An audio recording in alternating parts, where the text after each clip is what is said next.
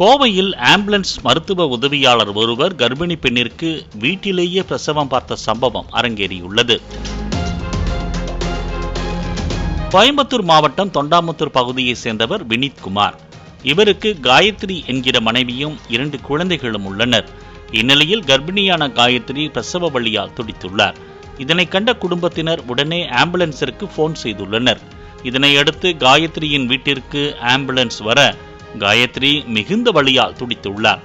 இதனை கருத்தில் கொண்டு வீட்டிலேயே மருத்துவ உதவியாளர் ராமு மற்றும் பைலட் சந்திரசேகர் ஆகியோர் காயத்ரிக்கு பிரசவம் பார்த்துள்ளனர். பிரசவத்திற்கு பின்னர் காயத்ரிக்கு ஆண் குழந்தை பிறந்துள்ளது. இதனைத் தொடர்ந்து தாயையும் குழந்தையையும் ஆம்புலன்ஸ் மூலமாக சிகிச்சைக்காக மருத்துவமனைக்கு அழைத்துச் சென்றுள்ளனர். குழந்தையும் தாயும் நலமாக இருப்பதாக மருத்துவர்கள் தெரிவித்துள்ளனர். சாமர்த்தியமாக செயல்பட்ட மருத்துவ உதவியாளரை அனைவரும் பாராட்டி வருகின்றனர்.